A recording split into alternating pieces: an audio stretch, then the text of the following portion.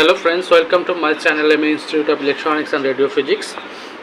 আমরা আজকে শুরু করতে চেয়েছি ফিজিক্সের applied physics 2 semester 2 of diploma engineering all department. And আমরা আজকে শুরু করতে চেয়েছি আমাদের যে ফিজিক্স 2 তার যে ফার্স্ট ইউনিট, তার নাম হচ্ছে তরঙ্গ গতি বা wave motion it is application. আজকে আমরা যেটা পড়বো সেটা হচ্ছে কি wave motion it is application. এখান থেকে আমরা শুরু করছি। আমরা fundamental of electrical and electronics ইঞ্জিনিয়ারিংয়ের ইউনিট 1 কমপ্লিট করেছি এবং আমরা ইউনিট 2টা ফার্স্ট ভিডিও আপলোড করেছি, ইউনিট 2 এর ফার্স্ট ক্লাস। যারা দেখোনি তারা গিয়ে অবশ্যই আমার চ্যানেলের মধ্যে গিয়ে দেখে আসবে। এবং যদি কোনো প্রবলেম হয়ে থাকে অবশ্যই তোমরা কমেন্ট করবে, অবশ্যই নতুন একটা সলভ ভিডিও অবশ্যই বানিয়ে দেওয়া হবে। আজকে আমরা পড়বো ওয়েভ মোশন।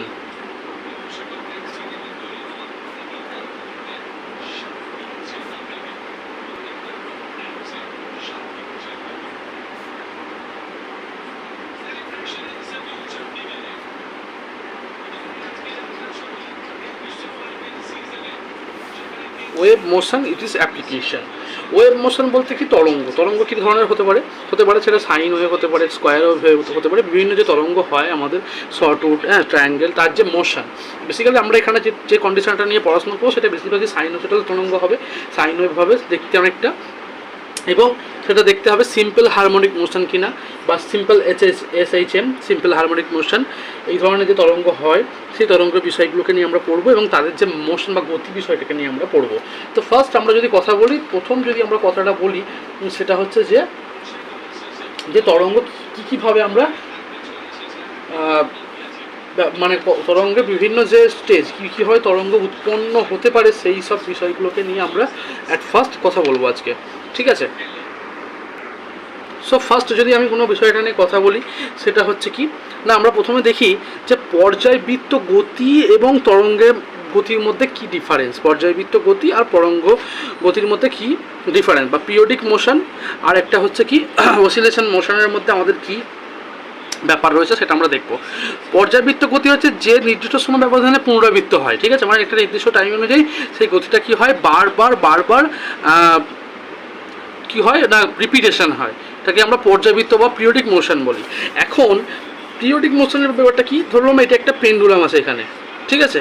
আমি পেন্ডুলামটাকে এখানে টানলাম দিয়ে ছেড়ে দিলাম, তাহলে পেন্ডুলামটা কি হবে, একটা কন্টিনিউয়াসভাবে দুলতে থাকবে যতক্ষণ না সে এই পর্যায়ে এসে দাঁড়ায়।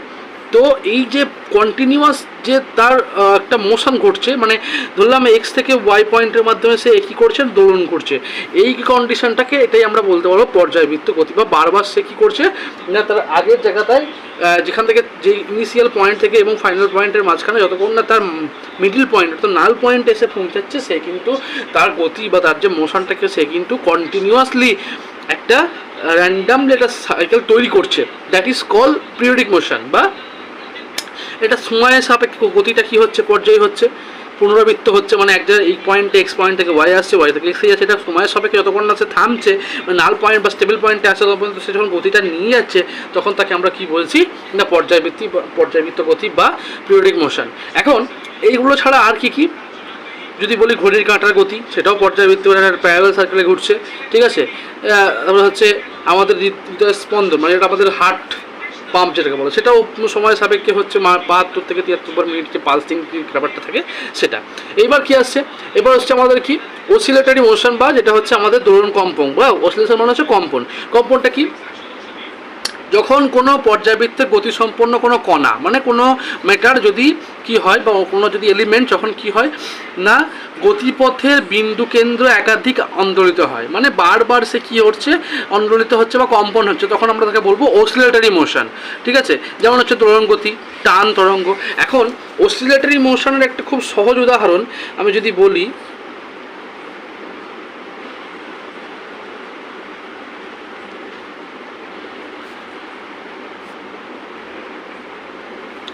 অসিলেটরি মোশন একটা সাধারণ যদি উদাহরণ আমি এখানে বলে থাকি যে একটা অসিলেটরি মোশন কীভাবে হবে, ধরলাম যে এখানে দুটো কাঠের ব্লক আছে, ওকে, তো দুটো দেওয়াল, ধরো এটা একটা ওয়াল, এটা একটা ওয়াল, দুটো দেওয়াল রয়েছে, তার মাঝখানে তুমি একটা তারকে খুব টানভাবে বেঁধেছো, ঠিক আছে? বাঁধার পরে তুমি তারের ঠিক মধ্য অংশটাকে ধরে নিচের দিকে টেনে আর ওপর দিকে ছেড়ে দিলে, তাহলে কী হবে, এটা দেখবে এরকম একটা এইভাবে ভাইব্রেট করতে থাকবে বা এই ধরনের ভাইব্রেট করতে থাকবে। এই ধরনের কারটা কিন্তু ভাইব্রেশন করতে থাকবে। তাহলে আমি যদি এখানে এ বলি, এটা যদি বি পয়েন্টের মাঝখানে যে আন্দোলিত হচ্ছে মানে যেটা ভাইব্রেট করছে, দ্যাট ইজ কল আমরা বলবো অসিলেটরি মোশন। এবং এই যে ভাইব্রেট করার ফলে যে ওয়েভ ফর্মটা জেনারেট করছে সেইটাকে আমরা এখানে বলবো ওয়েভ। মানে যে সিস্টেম বা যে মানে ওয়েভটা এখানে জেনারেট হচ্ছে তাকে আমরা বলবো ওয়েভ, এবং যে ভাইব্রেশনটাকে হচ্ছে তাকে বলবো আমরা মোশন। ঠিক আছে, এই যে ঘটনা এটা কি আমরা বেসিক্যালি বলবো যে অসিলেটরি মোশন। ঠিক আছে, এইবার আমরা যদি খুব একটা টার্মে আসি, যদি আমি বলতে চাই এখানে খুব একটা টার্মে আসি, বা আমি যদি এর মানে ডেফিনেশনটা যদি বলতে চাই, সেটা কি বলতে পারবো যে যদি বলি, আমি যদি মোশনের ক্ষেত্রে কেসটা বলি বা অসিলেটরি মোশনের ক্ষেত্রে আমি যদি এর ডেফিনেশনটা বলি, সেটা হচ্ছে কি বলতে পারবো, এখান থেকে দেখে বলতে পারবো a motion which the particle move to and fro feedback. ঠিক আছে, back in front about in mean position after regular interval of time in called of oscillatory or vibrationary motion. ঠিক আছে, আমরা তাহলে বিষয়টা এখানে বুঝতে পারলাম। অনেক সময় দিতে পারে যে তোমার সরল দোলগতি, বা তোমার বলতে পারো অনেক সময় যে কম্পন, দোলন বা কম্পন বিষয়টা কাকে বলে, যদিও এটা খুব একটা দেয় না। এখন আমরা যে বিষয়টা নিয়ে করবো সেটা হচ্ছে সরল দোলগতি বা সিম্পল হারমোনিক মোশন। ঠিক আছে,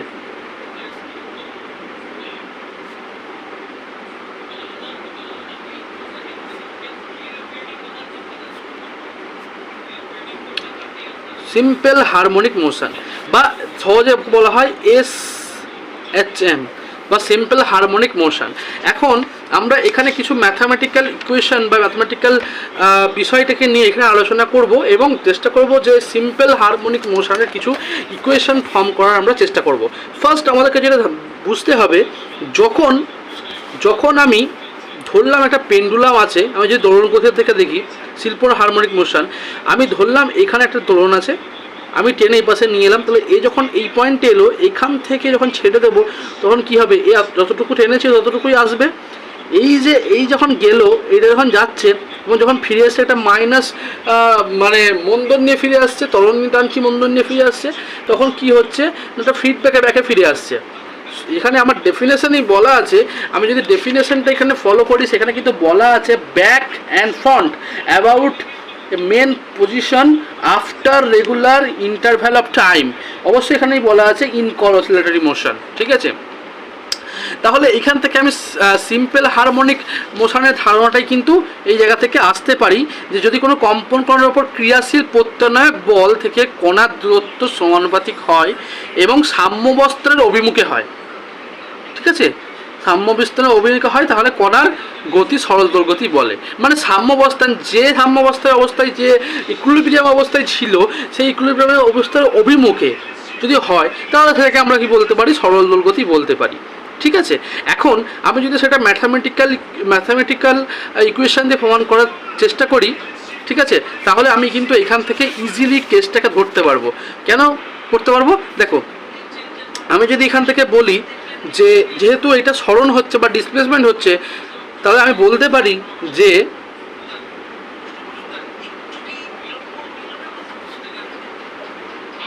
ফোর্স হচ্ছে F। ঠিক আছে, আর যেখানে আমি ডিসপ্লেসমেন্ট আমি ধরলাম সরণ, ডিসপ্লেসমেন্ট ধরলাম X।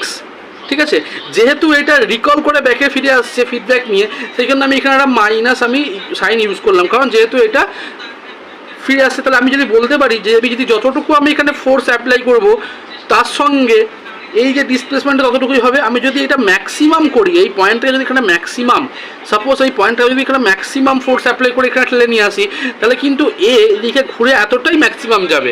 এই কারণে আমি বলতে পারি যে F proportional to displacement of X। আমি এখানে X ধরেছি, তাহলে আমি যদি এখানে এটাকে তুলে দিই, কনস্ট্যান্টটাকে তুলি, তাহলে F equal to minus of KX একটা কনস্ট্যান্ট আমি এখানে পাচ্ছি। ঠিক আছে, তাহলে এইখান থেকে আমি কিন্তু সহজে একটা ইকুয়েশন ফর্ম এখানে করতে পারি। এখন আমি চেষ্টা করব যে এখান থেকে একটা, যে এখানে যে ঘটনাটা বলেছিল যে ত্বরণ সরণের সমানুপাতিক, এই বিষয়টা ত্বরণ যে সরণের সমানুপাতিক, এই বিষয়টাকে আমি এখান থেকে প্রমাণ করব।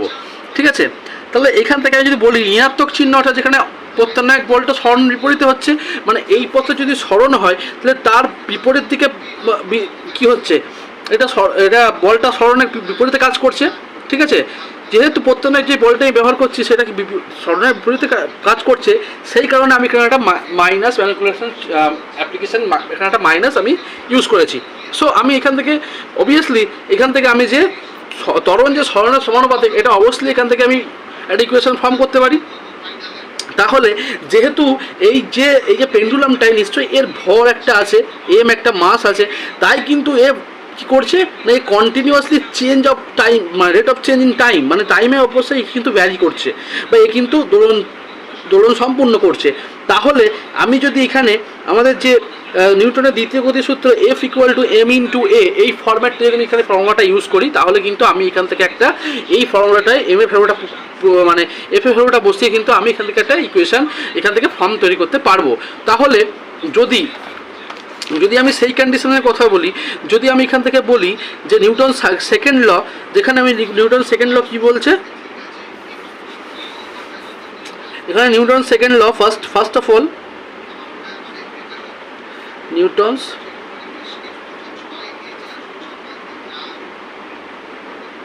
সেকেন্ড ল কি বলছে, F equal to m into F equal to force mass into acceleration.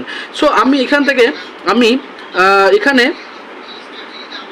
M a equal to আমি করলাম এখানে মাইনাস অফ কে এক্স। কেন করলাম না, এফ সমান তো এখানে মাইনাস অফ কে এক্স, যেহেতু আমি এই যে প্রত্যান্নায়ক বলটা অর্থাৎ যে বলটা প্রয়োগ করছি তার বিপরীতে যখন অভিমুখে হচ্ছে, যে ডিসপ্লেসমেন্টটা তার অভিমুখে হচ্ছে তখন বা বিপরীতে হচ্ছে, তখন যেহেতু মাইনাস, আমি তাহলে এফ সমান এটা বলতে পারি কে এক্স। তাহলে এখান থেকে আমি একটা কি বলতে পারি, এখান থেকে আমি অ্যাক্সিলারেশন ইকুয়াল টু আমি কী বলবো, minus of k m into x, এটুকু বলতে পারি। দেন অ্যাক্সিলারেশন ইকুয়াল টু আমি বলতে পারি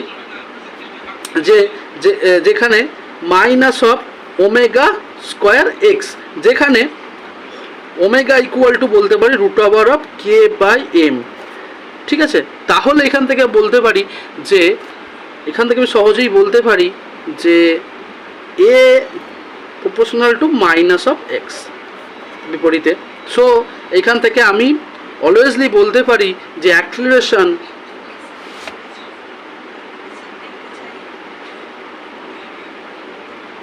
acceleration is also proportional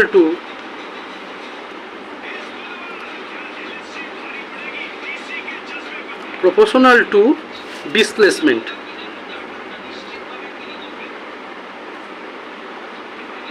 ঠিক আছে, সো এইখান থেকে আমি কিন্তু আমাদের যে মানে অ্যাক্সিলারেশন প্রপোর্শনাল টু ডিসপ্লেসমেন্ট অর্থাৎ ত্বরণ সরণের সমানুপাতি, এটা কিন্তু আমি সহজেই বলতে পারি। এখন যদি আমি বলা হয় যে কয়েকটা এক্সাম্পল দাও এখান থেকে, যে এক্সাম্পল অফ SHM, তো সহজেই বলতে পারবো অসিলেশন লোডেড স্প্রিং। ঠিক আছে, কেন দেখো অসিলেশন অফ লোডেড স্প্রিং যদি হয়, কেন যদি একটা স্প্রিংকে তুমি টেনে ছেড়ে দাও সঙ্গে সঙ্গে কিন্তু সে তার ইকুইলিব্রিয়াম মানে সাম্য অবস্থার সঙ্গে সঙ্গে ফিরতে পারবে না, কিছুক্ষণ ভাইব্রেট হওয়ার পরে তারপরে কিন্তু সেই স্প্রিংটা নিজের জায়গায় এসে পৌঁছাবে। তারপরে হচ্ছে কি বিভিন্ন রকমের যে ভাইব্রেশন টিউনিং ফ্রক, ওই ধরনের কিছু জিনিস যেগুলো ভাইব্রেট করতে পারে, যেগুলো ভাইব্রেট করে সেই ধরনের কিছু মেটেরিয়ালকে সঙ্গে সঙ্গে একটা ফ্রিকশান থেকে টেনে ছেড়ে দেওয়া হয়, তাহলে কিন্তু সেই অবস্থায় আসতে তার সময় লাগবে এবং কিছুটা সময় ভাইব্রেট হওয়ার পর তারপর নিজের স্থানে ফিরে যাবে। ঠিক আছে, এখন আমরা যে এই যে ইকুয়েশনটা ইউজ করলাম এখানে, সেটা আমরা ডিফারেন্সিয়াল ইকুয়েশনের মাধ্যমে একবার সলভ করে দেওয়ার চেষ্টা করব। ঠিক আছে, সেই যে ইকুয়েশনটা আমরা বার করলাম যে ত্বরণ সরণের সমানুপাতিক, সেটা আমরা কি করব না এইখানে সলিউশন করার চেষ্টা করব সেই ডিফারেন্সিয়েশনের মাধ্যমে। যে ডিফারেন্সিয়াল সরল দৈর্ঘ্যের যে সমীকরণ, সেই সমীকরণটা আমরা কিন্তু ডিফারেন্সিয়াল ইকুয়েশনের মাধ্যমে মানে বার করার চেষ্টা করব, এবং সরল দৈর্ঘ্যের যে অবকল সমীকরণ সেটাও আমরা কিন্তু এখান থেকে বার করার চেষ্টা করব। তা অ্যাট ফার্স্ট আমাকে যেটা করতে হবে সেটা হচ্ছে, আমরা প্রথমে যেটা দেখব সেটা হচ্ছে সরল দৈর্ঘ্যের আমাদের যে অবকল সমীকরণ, সেই অবকল সমীকরণটা আমরা এখানে বার করার চেষ্টা করব। তা অ্যাট ফার্স্ট আমি কি করব, প্রথম যে আমার ইকুয়েশন আমি প্রথমে একটু লিখে নিই।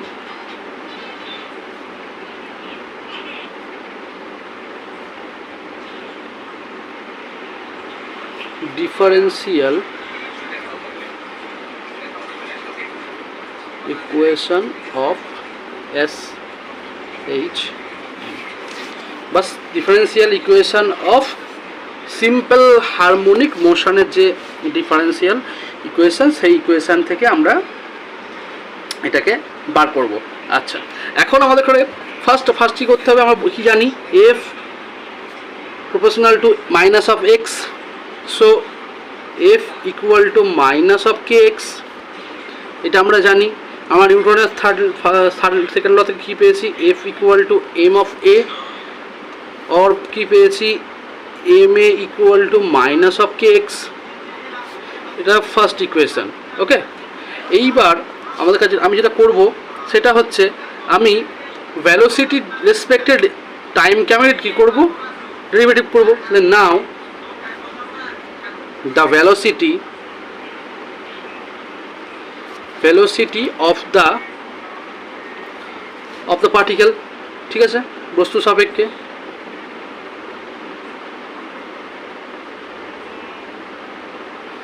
particle is vx by dt, so time এর রেসপেক্টে করছি, and acceleration a equal to dv by dt equal to d square by dt square. Okay, so এবার কি করব, সাবস্টিটিউশন ইকুয়েশন 1। এবার আমি যে ইকুয়েশন 1টাকে দিয়েছি সেই ইকুয়েশন 1টা আমি কি করব, এখানে সাবস্টিটিউট করব। কোন জায়গাতে রেখে, না এম, এই যে আমার যে এম যেখানে আছে সেখানে এম এ, তাহলে এ ভ্যালুর জায়গায় আমি কিন্তু কোনটা বসাবো, a equal to d square by x by dt square. মানে সাবস্টিটিউশন কোন ফর্মটাকে নিয়ে কাজ করবো আমি, আমার যে final equation expression of substitution equation আমি কাজ করব সেটা হচ্ছে কি এম, যেটা m a equal to minus of k x, এখানে এর ভ্যালু কত, d square x by dt. So আমি এখানে পুট করব, এর জায়গায় ভ্যালুটা বসিয়ে দেবো, তাহলে m into d square by dt square equal to minus of k x, or আমি এখান থেকে কি বলতে পারি, d square x by dt square equal to minus of k by m into x, k by m into x. এমটাকে আমি পাশে নিয়ে চলে এলাম, এখান থেকে এখানে নিয়ে চলে এলাম। এইবার আমি কি জানি যে কে বাই এম এইটা সমান কি, এইটা সমান ওমেগা, তাহলে আমি কে বাই এম এর জায়গায় আমাকে বসাতে পারি। তাহলে অর আমি এখান থেকে কি বলতে পারি, d square x by dt square, d square x by dt square equal to minus of omega square x. রুটটাকে আমি যেহেতু এ করলাম সেখানে আমি মাইনাস ওমেগা স্কোয়ার এক্স, ঠিক আছে। সো এখান থেকে কি বলতে পারি x square d square x by dt square plus পাশে পুরোটা নিয়ে চলে এলাম এক্স স্কোয়ার ইন্টু 0। তাহলে এটা একটা আমার ইকুয়েশন আমি এখান থেকে ফর্ম করতে পারলাম। তাহলে this is the differential equation of SHM। তাহলে this is the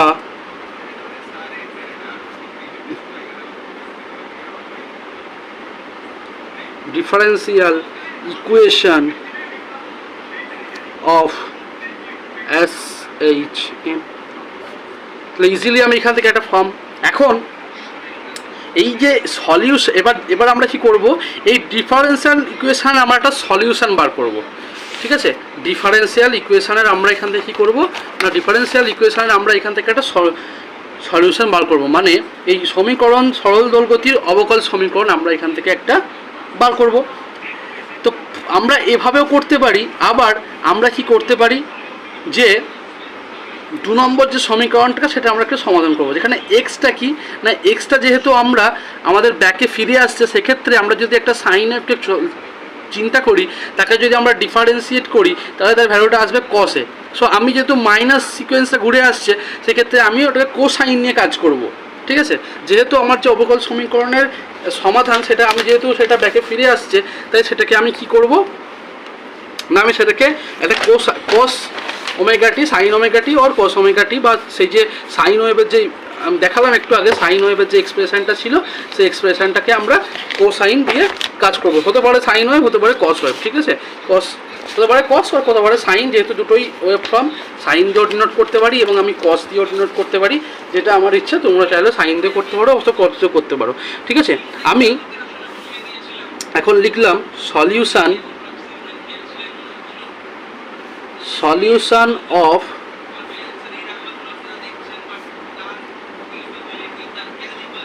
differential equation.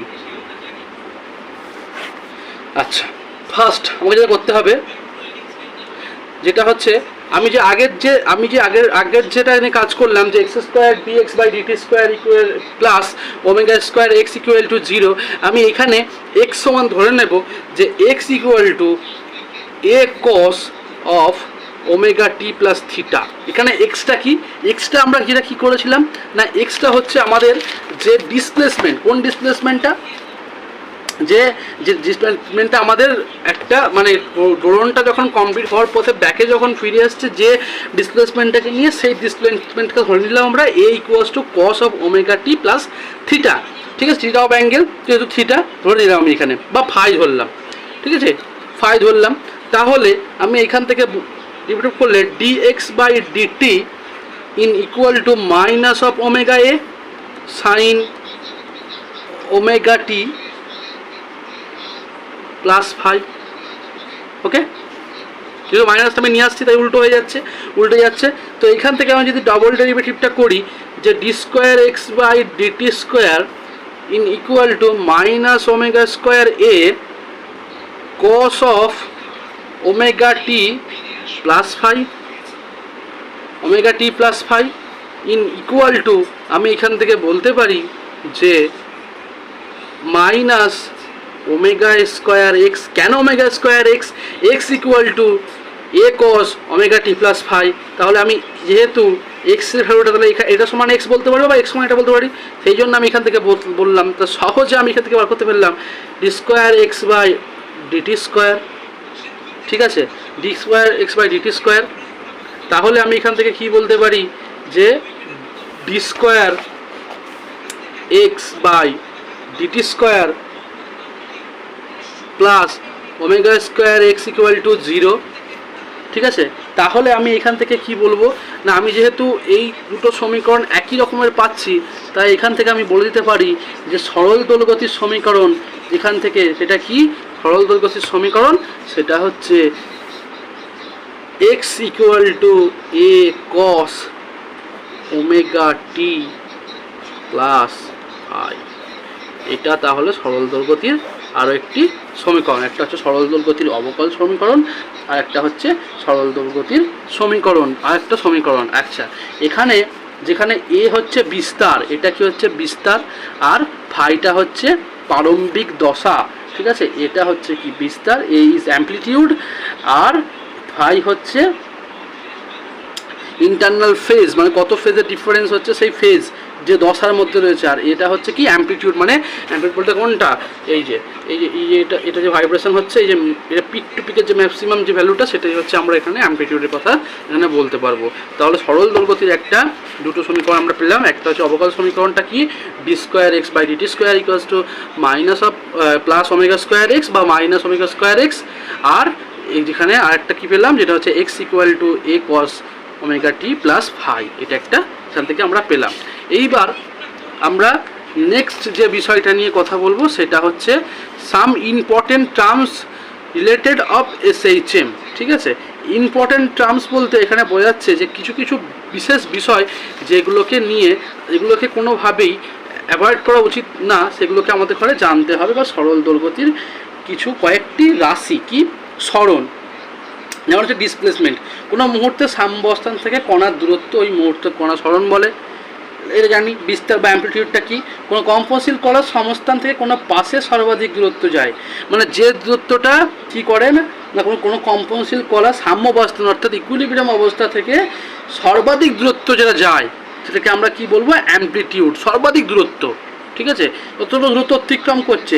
পূর্ণ দোলন সেটা আমরা জানি, মানে একবার দোলনটা কী করে, পুরো একবার দূরে এসে বা সেই জায়গায় মানে সেই জায়গায় ফিরে আসাকে বলা হচ্ছে পূর্ণ দোলন বা দোলনদের পর্যায়কাল, মানে যে পর্যায়কালটা হচ্ছে একটি সময় ধরানোর জন্য যে সময় লাগে তাকে আমরা পর্যায়কাল বলবো, ঠিক আছে। বা সেই সেটা কী, সেটা হচ্ছে সাধারণত টি অক্ষর দিয়ে প্রকাশ করা হয়, আর এর মাপা হয় কিসে, সেকেন্ডে, ঠিক আছে। আর হচ্ছে কম্পাঙ্ক বা ফ্রিকোয়েন্সি।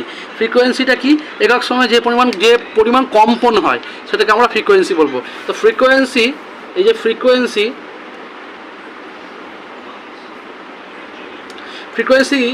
থেকে মাপা হয় হার্টজে, যে ইউনিট হচ্ছে hertz.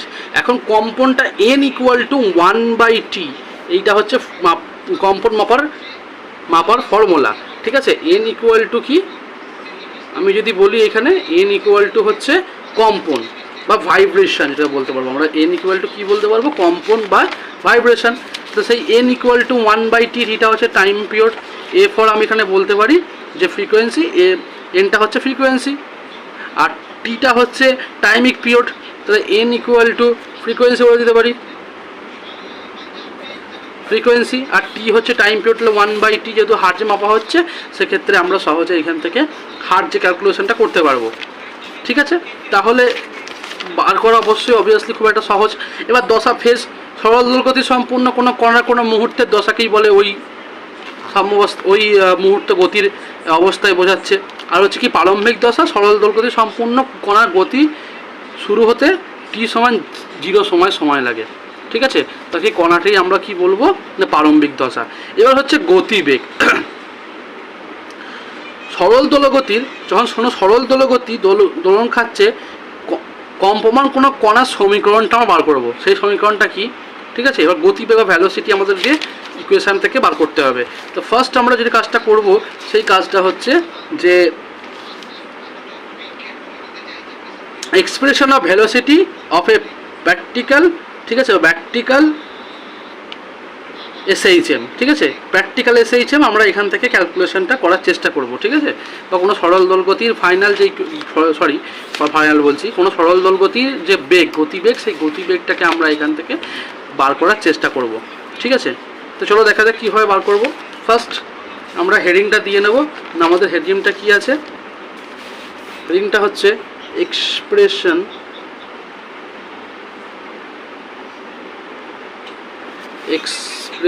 for velocity of SHM, ঠিক আছে। তার জন্য আমাদেরকে প্রথম কথা হচ্ছে যে আমাদের যে x1 বিস্তার, তার যে ফর্মুলাটা, সেই ফর্মুলাটা ডিসপ্লেসমেন্ট অফ প্র্যাকটিক্যাল যে SHM সিম্পল হারমোনিক মোশন, তার যে ফর্মুলাটা আমাদের লাগবে সেটা কি, x = আমরা কি জানি, a cos of ωt + phi, এইটা আমরা জানি, ঠিক আছে। আমরা যদি ভেলোসিটিটা টাইমের রেসপেক্টে ডিফারেন্সিয়েট করি, we differentiating respect to time in velocity, ঠিক আছে। ডিসপ্লেসমেন্ট প্র্যাকটিক্যাল সিম্পল হারমোনিক মোশনের ক্ষেত্রে velocity rate change of displacement with time, মানে টাইমের ক্ষেত্রে কতটা চেঞ্জ হচ্ছে সেটা যদি আমরা দেখতে চাই, তাহলে আমাদেরকে v = করতে হবে dx/dt - a sin of ωt + phi, ঠিক আছে। এইবার আমি এখান থেকে যদি স্কোয়ারটা তুলে দিই, তাহলে প্লাস, আমি যদি এ করে দিই এখানে, তাহলে কি বলতে পারবো যে ωa ± ωa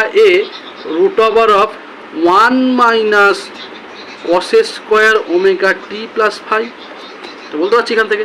তাহলে এইটা প্লাস মাইনাস ωa, যেখানে বলতে পারি 1 + 1/x² যেখানে 1 - cos² ωt + phi, যেটাকে আমি x ধরছি, x এর হল কত, a cos ωt + phi, তাহলে আমি এখানে এর হলটা x বলতে পারি। আর এটাকে আমি কি করলাম, নিচে স্কোয়ার, যেহেতু আমার ইকুয়েশনের মধ্যেই বলতে পারছি এখানে। তাহলে এখান থেকে আমি কি বলতে পারি না, আমি এখান থেকে বলতে পারি যে প্লাস মাইনাস v = ভেলোসিটির formula v = plus minus omega, যেখানে a² - x², এই হচ্ছে আমাদের velocity of SHM simple harmonic motion তার ইকুয়েশন। তাহলে আশা করছি আমাদের এখান থেকে SHM এর যে ফরম্যাটটা সেটা আমরা এখান থেকে ক্লিয়ার করতে পারলাম। এবার কিছু স্পেশাল কেস, ঠিক আছে, কিছু স্পেশাল কেস, সেই স্পেশাল কেসের ক্ষেত্রে কিছু আমাদের কথা মনে রাখতে হবে। আমরা এখানে যেহেতু সময়ের সাপেক্ষে গতিবেগকে কী করেছি, সময় বেগকে ডেরিভেটিভ করেছি, তার জন্য আমাদের একটা ফর্মুলা আসছে v = plus minus omega √(x²-x²), ঠিক আছে, যেখানে এক্সটা 0 অর্থাৎ সাম্য অবস্থানে গতিবেগ সবসময় মান সর্বোচ্চ ওমেগা এ হয়। আবার x সমান প্লাস মাইনাস হলে v সমান 0, কারণ কণার প্রান্তমী অবস্থায় গতিবেগ 0 হবে। সেক্ষেত্রে ত্বরণটা তাহলে কত হবে আমাদের করে এটা বার করতে হবে। এখন যদি তাই হয়ে থাকে তাহলে আমাদেরকে ত্বরণ কত হবে সেটা বার করতে হবে। তাহলে আমাদের করে যদি আমি যদি বলি এখানে যে এক্সপ্রেশন অফ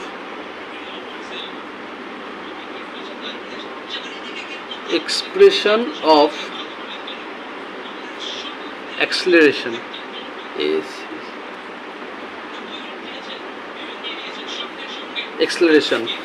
তাহলে আমি যদি ত্বরণটা এখান থেকে বলি, সিম্পল হারমোনিক মোশনের ক্ষেত্রে আমাদের যে ত্বরণটা হওয়ার কথা বা ত্বরণটা আমি যদি বলি সময়ের সাপেক্ষে যেহেতু পরিবর্তনের হারকে ত্বরণ বলছি আমরা, সেক্ষেত্রে আমি যদি অ্যাক্সিলারেশনকে ভেলোসিটি বা টাইম ডিভিশনে আমি যদি একে ডেরিভেটিভ করি তাহলে কিন্তু আমি সহজেই এখান থেকে ত্বরণের ইকুয়েশনটা আসতে পারবো। সো আমি বলতে পারি a = dv/টাইম, মানে বেগ বাই সময়, তাহলে আমি বলতে পারি গতিবেগ বাই সময়, তাহলে আমি বলতে পারি যেখানে -ω² a cos ωt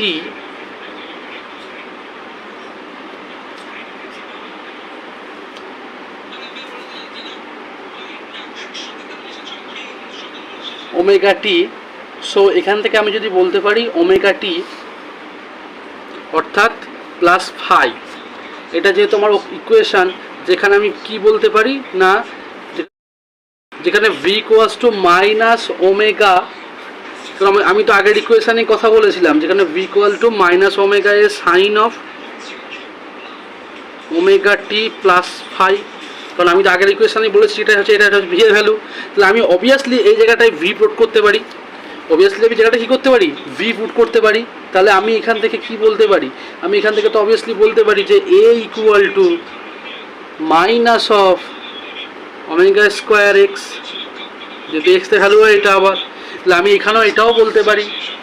তো সেই ক্ষেত্রে আমি বলতে পারি at a mean point x = 0, তাহলে এইটা হচ্ছে আমার অ্যাক্সিলারেশনের ফর্মুলা। তাহলে আমি অ্যাট এ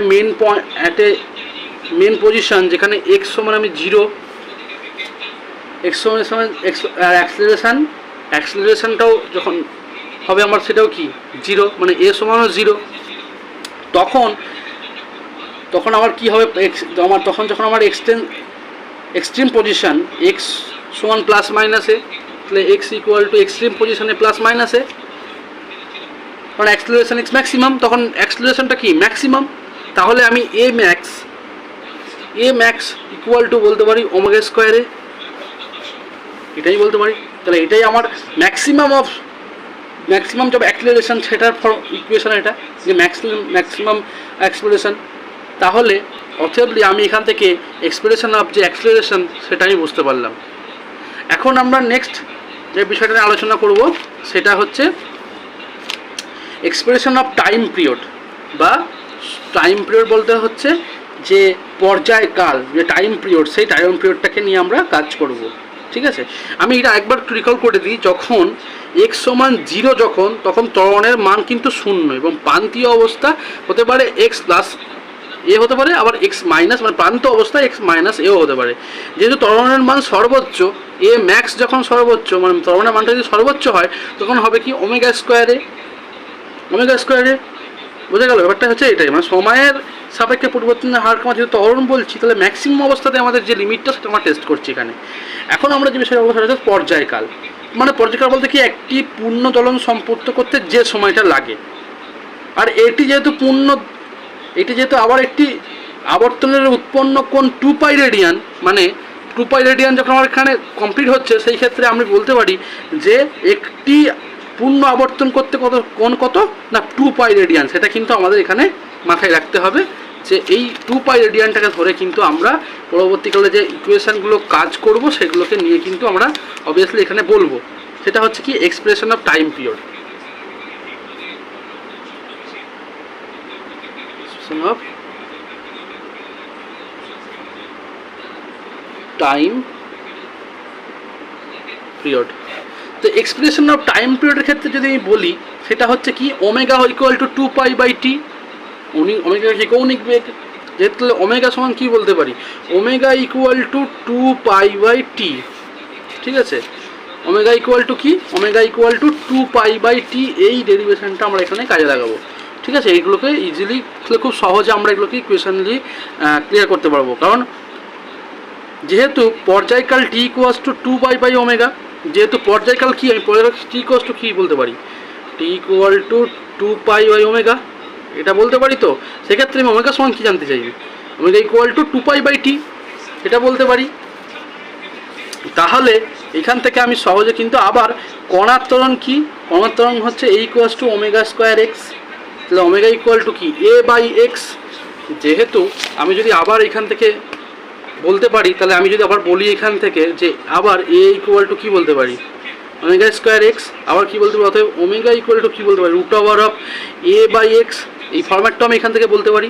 সো আমি এই কাজটা ঠিক কাজে লাগাবো এই জায়গাটাতে, যখন আমি সলভ করব আমি ঠিক এই জিনিসটা এখানে কাজে লাগাবো যে এই যে এতগুলো ফরম্যাট আমি এখানে ইউজ করলাম সেক্ষেত্রে আমি এটা কাজে লাগাবো। আবার কি বলতে পারি a equal to minus omega square x.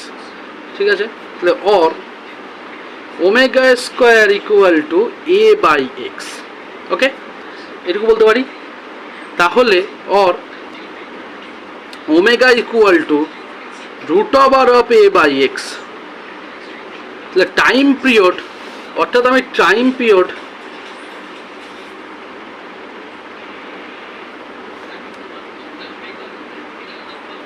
Period t equal to বলতে পারি 2π √অফ x/a, কারণ omega equal to 2π/t, t equal to 2π/ω।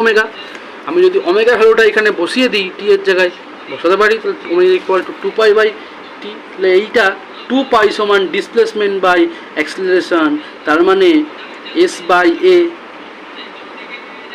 ঠিক আছে, সরণ বাই সময় ওমেগা t সমান হচ্ছে কি 2π ইন্টু ডিসপ্লেসমেন্ট বাই অ্যাক্সিলারেশন, সেটাই বলতে পারছি। তাহলে অবভিয়াসলি এইটা আমরা যে টাইম পিরিয়ডের যে ব্যাপারটা টাইম পিরিয়ড বা ইকুয়েশানটাই বার করবো তখন আমাদের টাইম পিরিয়ডের ইকুয়েশান থাকবে এইটা t equal two 2π into x/a। তাহলে এখানে আমি খুব সহজে সরণ বাই ত্বরণ t ইকুয়াল টু সরণ বাই ত্বরণ কিন্তু আমরা এটা সহজে এইখান থেকে বার করতে পারছি। তাহলে আমাদের এবং আমরা কি করব এরপরে নেক্সট যেটা আলোচনা করবো সেটা হচ্ছে কম্পাঙ্ক বা ফ্রিকোয়েন্সিস। কম্পাঙ্ক বা ফ্রিকোয়েন্সি এই বিষয়টাকে নিয়ে আমরা এখানে আলোচনা করব। ঠিক আছে, তাহলে আমরা পয়েন্ট করব ফ্রিকোয়েন্সি।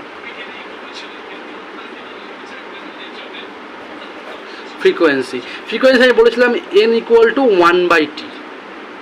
ঠিক আছে, তো t সমান আমরা কি জানি 2π ইন্টু √অফ x/a, কিছুই না n ইকুয়াল টু t এর জায়গায় কি বসে যাবে 1/2π √অফ x/a।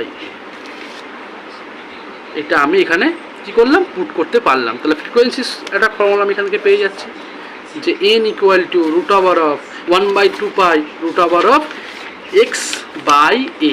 আমরা সহজলি বলতে পারি যে n ইকুয়ালস টু 1/t, তাহলে 1/2π ইন্টু √অফ ত্বরণ বাই সরণ বলতে পারি, কারণ আমি তো t এর ভ্যালুটা জানি t সমান 2π ইন্টু √অফ x/a। তাহলে আমি সহজে এখানে বলতে পারি n ইকুয়াল টু 1/2π √অফ x/a।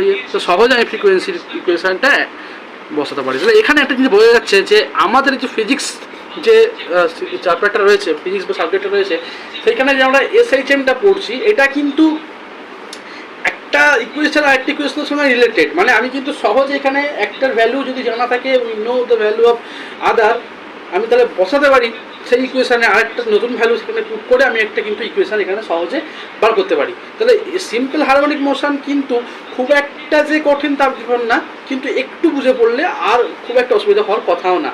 যদিও তাহলে আমরা মোটামুটি আমাদের এখানে আমরা জানলাম যেটা হচ্ছে আমরা জানলাম যে different types of SHM characteristics, and জানলাম যে আমরা ক্যালকুলেশন করলাম এসএইচএম এর ইকুয়েশন, ক্যালকুলেশন করলাম ডিফারেন্সিয়াল ইকুয়েশন ডিফারেন্সের মাধ্যমে, এবং আমরা ফ্রিকোয়েন্সি ক্যালকুলেশন করলাম, টাইম ভেলোসিটি ক্যালকুলেশন করলাম, অ্যাক্সেলারেশন ক্যালকুলেশন করলাম।